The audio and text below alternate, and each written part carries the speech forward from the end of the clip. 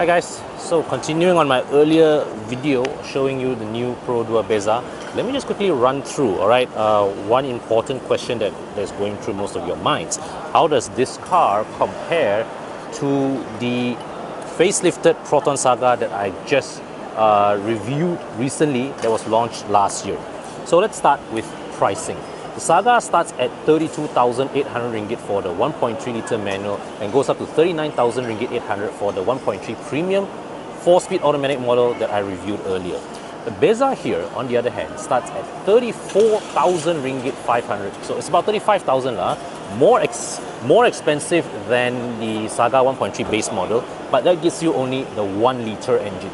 To get a 1.3 litre engine in the Bezza in the form of this 1.3X variant here, you have to pay at least 44,000 ringgit, which is already 4,000 ringgit more than the most expensive variant of the Saga.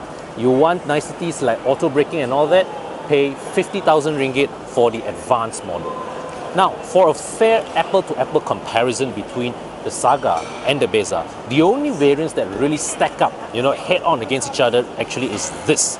The 1.3X model here, mid-spec model of the Bezza against the range-topping Saga 1.3 premium automatic model.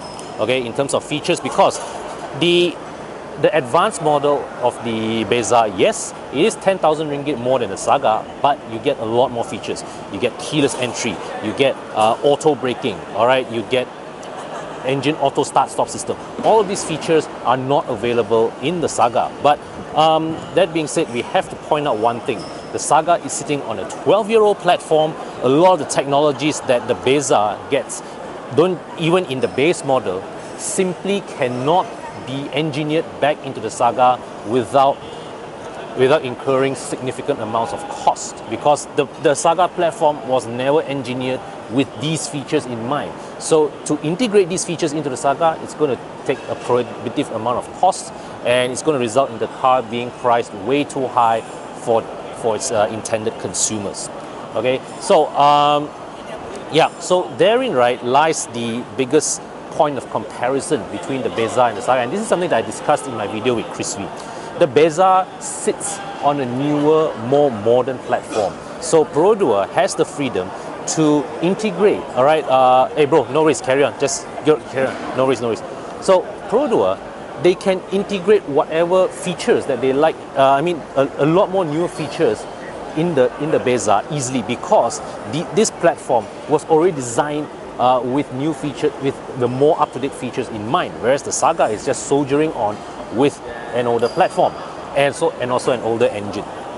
Now, the other strong point about the Bezza is undoubtedly its fuel consumption.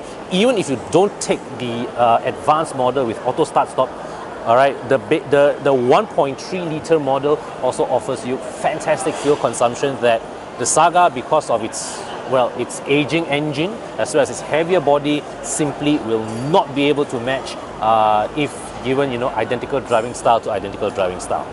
All right, so fuel consumption definitely is a win for the Bezza, and also the service network.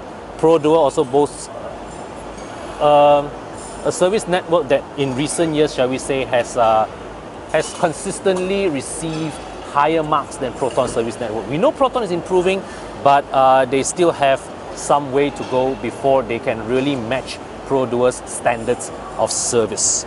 Now, what about the Saga? What does the Saga offer in return that compares favorably with the Bezza? Firstly, it's a bigger car. All right, in terms of body size, in terms of cabin width, the Saga is bigger, but the Bezza still counters back with superior boot space, 508 liters compared to about 420 in the Saga. So significantly bigger boot in the Bezza.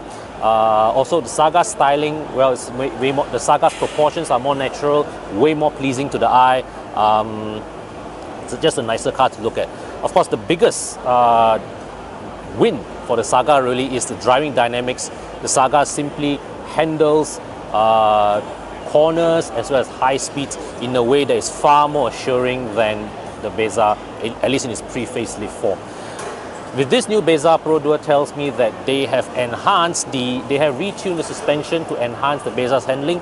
So maybe we'll see some improvements. I can testify that from between the first batch Bezza and the 2018 Bezza, all right, the last one or two batches before this, there was already improvements implemented in the handling. I remember the first time when I tested the Bezza, when it first rolled out, the handling was very, very uncertain.